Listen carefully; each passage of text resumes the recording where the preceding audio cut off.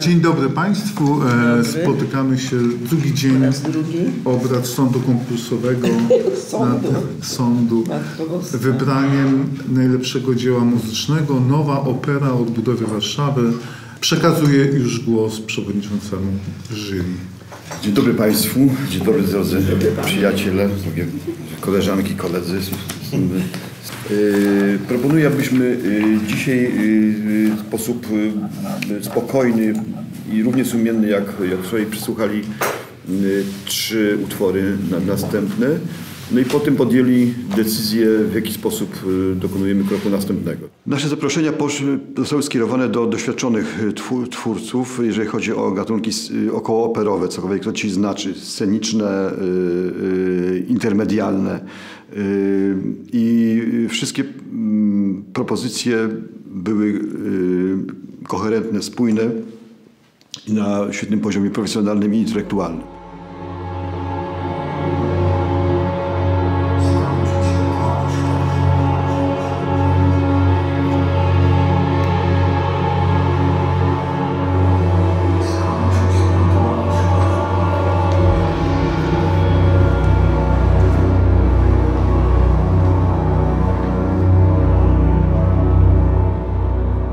Tak zwana muzyka współczesna. Ona się bardzo zmieniła w ostatnich 15-20 latach.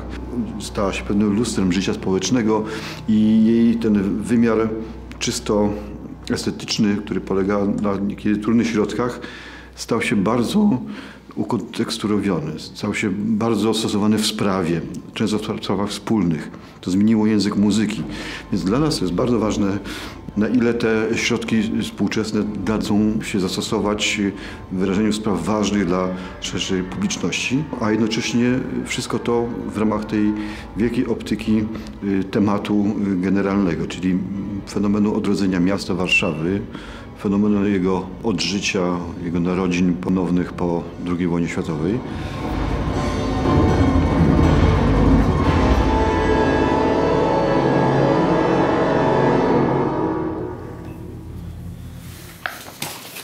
Bardzo dziękuję.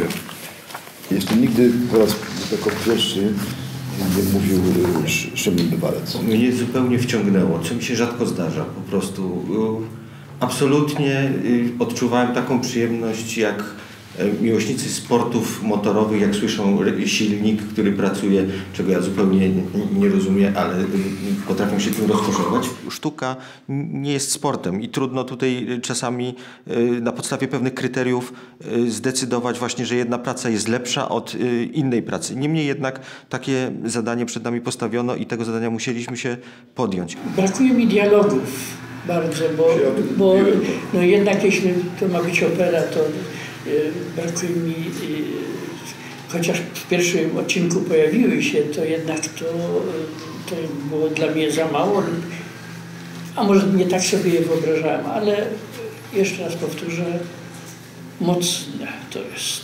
Z dużym niepokojem podchodziłem do tych wszystkich propozycji. Szukałem czegoś, co odpowiadało moim odczuciom, mojej wrażliwości, wyobraźni. Mam poczucie, że to jest dobre, że się tego dobrze słucha, ale nie mam poczucia operowości. Czymkolwiek ono miałoby być. To jest konkurs na operę, nie zapominajmy. Tak. Możemy założyć sobie, że optymistycznie, ale też kierowani doświadczeniem, że kompozytor, który ma taki warsztat i taką wyobraźnię, zapewne ma w dorobku dzieła na inne obsady i z użyciem głosu. Na początku zdania nasze były dosyć rozbieżne, ale nie na tyle, żeby nie doprowadzić właśnie do tej wspólnej decyzji. I to bardzo mnie cieszy. Był to bardzo trudny wybór. To jednak jest wybór z szeregu propozycji kompozytorskich, wybór na podstawie pewnych próbek muzycznych, zapisów partyturowych, zapisów koncepcji i myślę, że to no, jestem bardzo ciekaw, kto. No ja już wiem. No to już powiedz. Najwyższą liczbę punktów, czyli zliczenie tego, co tutaj szykowaliśmy przed chwileczką, uzyskała praca opatrzona numerem 5. Pod numerem 5 kryje się praca Cezarego Duchnowskiego. No to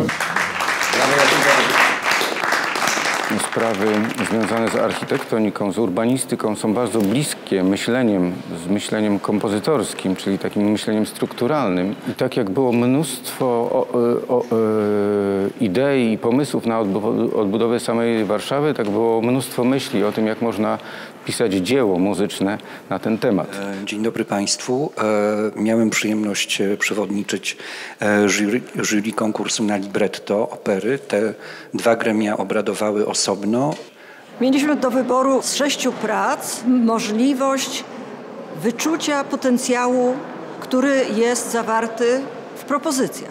Pamiętajmy, nie rozmawiamy o gotowym libretcie, ono dopiero powstanie. Bardzo jest mi miło ogłosić, że autorem libretta opery będzie pan Beniamin Bukowski.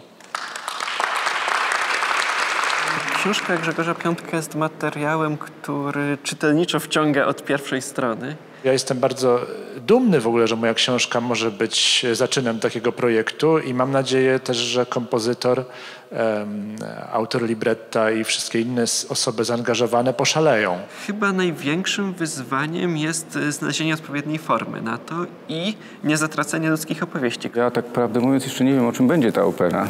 Poza tym, że punktem wyjścia jest ten trudny okres w naszej historii, czyli odbudowa miasta stołecznego.